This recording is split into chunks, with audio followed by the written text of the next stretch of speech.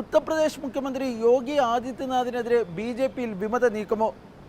ഉത്തർപ്രദേശ് മുഖ്യമന്ത്രി യോഗി ആദിത്യനാഥും ഉപമുഖ്യമന്ത്രി കേശവ് പ്രസാദ് മൗര്യയും തമ്മിൽ ദീർഘകാലമായി അത്ര നല്ല സ്വരത്തിലല്ല എന്ന റിപ്പോർട്ടുകൾ ഉണ്ടായിരുന്നു. കഴിഞ്ഞ ദിവസം ബി.ജെ.പിയുടെ ഉത്തർപ്രദേശിലെ യോഗത്തിൽ കേശവ് പ്രസാദ് മൗര്യ ചില വിമർശനങ്ങൾ ഉന്നയിച്ചിരുന്നു. ഇതിനു പിന്നാലെ അദ്ദേഹം ഡൽഹിയിലെത്തി ജെ.പി. നദ്ദയുമായി കൂടിക്കാഴ്ച നടത്തുകയും ചെയ്തു.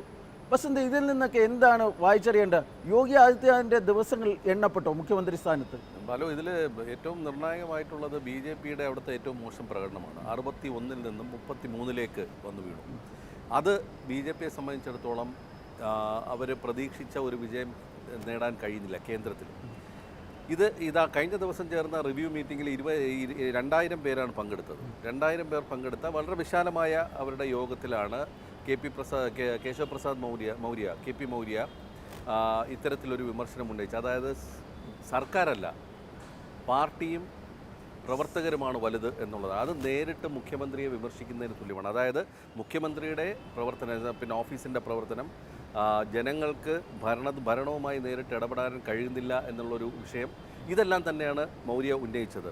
കഴിഞ്ഞ തെരഞ്ഞെടുപ്പിൽ മൗര്യ തോറ്റയാളാണ് നിയമസഭാ തെരഞ്ഞെടുപ്പിൽ. എന്നിട്ടും അമിത്ഷായുമായിട്ടുള്ള ബന്ധം കാരണം വീണ്ടും മുഖ്യമന്ത്രിയെ ഉപമുഖ്യമന്ത്രിയായി കൊണ്ടുവരികയായിരുന്നു. അപ്പോൾ ആ സ്വാധീനം ഉപയോഗിച്ചിട്ടായിരിക്കാം ഇത്തരത്തിലൊരു നീക്കം നടത്തുന്നത്. മാത്രമല്ല, യോഗി ആദിത്യനാഥും അമിത്ഷായും തമ്മിൽ വലിയ സ്വരച്ചേർച്ചയില്ല എന്നുള്ളൊരു പ്രചരണവുമുണ്ട്. മോദിക്ക് യോഗി ആദിത്യനാഥിനോടാണ്, അതായത് പ്രധാനമന്ത്രിക്ക് യോഗി ആദിത്യനാഥിനോടാണ് താല്പര്യം എന്നുള്ളൊരു സൂചനയും അവിടെ കിടക്കുന്നു.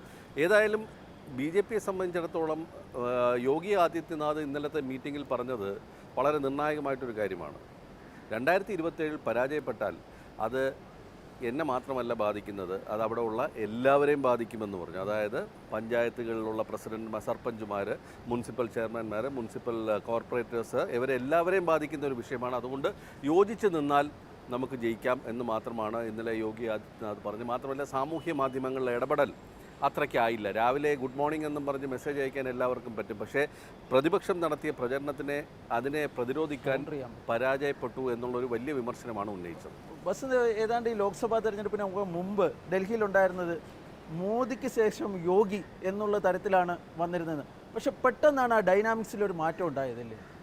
അല്ല, അതിൽ വേറൊരു കാര്യമുണ്ട്. കഴിഞ്ഞ നിയമസഭാ തെരഞ്ഞെടുപ്പ് സമയത്ത് ഏറ്റവും ക്രൂഷ്യലായിട്ടുള്ളൊരു കാര്യമെന്ന് പറയുന്നത് മോദി യോഗി ആദിത്യനാഥിനെ കൊണ്ട് നടക്കുന്ന ചിത്രങ്ങളായിരുന്നു. ശ്രദ്ധിച്ചിട്ടുണ്ടാകാം. സാമൂഹ്യ മാധ്യമ തോളിൽ കൈയിട്ട് യോഗി ആദിത്യനാഥിനെ ഒരു അനിയനെ പോലെ കൊണ്ടുപോയി നടക്കുന്നു. അപ്പോൾ മോദിയുടെ ഏറ്റവും വിശ്വസ്തനാണ് എന്നുള്ള ഒരു മെസ്സേജ്, ഒരു സന്ദേശം ഉത്തർപ്രദേശിലെ ജനങ്ങളുടെ ഇടയിലേക്ക് കൊടുക്കാൻ കഴിഞ്ഞു എന്നുള്ളതാണ്. മാത്രമല്ല, ഞാൻ കഴിഞ്ഞ ലോക്സഭാ തെരഞ്ഞെടുപ്പിൽ ഏകദേശം 2 ആഴ്ചയോളം വിവിധ സ്ഥലങ്ങളിലായിട്ടുണ്ടായിരുന്നു. പലയിടത്തും യോഗി ആദിത്യനാഥിനൊരു സ്വീകാര്യത ഉണ്ട് എന്നുള്ളൊരു സത്യമാണ്. അദ്ദേഹത്തെ മഹാരാജ് എന്നാണ് എല്ലാവരും വിളിക്കുന്നത്. മഹാരാജ് വരുന്നു എന്നുള്ള ആ ഒരു സന്യാസിക്ക് അപ്പുറമുള്ള തരത്തിലുള്ള ഒരു സ്വീകാര്യത യോഗി ആദിത്യനാഥിനുണ്ട്. അത് പക്ഷേ ഫലവത്തായില്ല എന്നുള്ളതാണ് ഈ തെരഞ്ഞെടുപ്പ് കാണിക്കുന്നത്. അതിന് മറ്റ് പല ഘടകങ്ങളുണ്ട്. അത് യോഗി ആദിത്യനാഥ് പറഞ്ഞ 4 കാരണങ്ങളിൽ ഒന്ന്, ഭരണഘടന തിരുത്തി എഴുതുമെന്നുള്ള പ്രതിപക്ഷത്തിൻ്റെ പ്രചരണം വലിയ തോതിൽ താഴെത്തട്ടിലുള്ള ദളിതുകളുടെയും പിന്നാക്ക വിഭാഗങ്ങളുടെ ഇടയിൽ ഏറ്റു എന്നുള്ളതാണ്. അതൊരു നിർണായക പോയിൻ്റാണ്. അത് കൗണ്ടർ ചെയ്യാൻ ബി.ജെ.പിക്ക് കഴിഞ്ഞില്ല എന്നുള്ളൊരു കാര്യം അദ്ദേഹം എടുത്തു. 4 പ്രധാന കാരണങ്ങളായി ചൂണ്ടിക്കാണിച്ചതിൽ ഒന്നതാണ്. അപ്പോൾ ഇതിൽ യോഗി ആദിത്യനാഥിനെ സംബന്ധിച്ചിടത്തോളം ആ ഒരു മോദിയുമായിട്ടുള്ള വ്യക്തിപരമായ ഒരു ബന്ധം ഇനി മുന്നോട്ട് കൊണ്ടുപോകാൻ കഴിയുമോ എന്നുള്ളതാണ്. അല്ലെങ്കിൽ മൂന്നാമതും ഒരു തെരഞ്ഞെടുപ്പിലേക്ക് പോകുമ്പോൾ മുഖ്യമന്ത്രി സ്ഥാനാർത്ഥിയായി യോഗിയെ തന്നെ മുന്നിൽ നിർത്താൻ ബി.ജെ.പി തയ്യാറാകുമോ എന്നോ, അതോ അതിന് പകരം ഒരു പിന്നാക്ക മുഖമായ കെ.പി. മൗര്യയെ, OBC നേതാവാണ്, അദ്ദേഹത്തെ നിർത്താൻ കഴിയുമോ എന്നുള്ളതാണ്.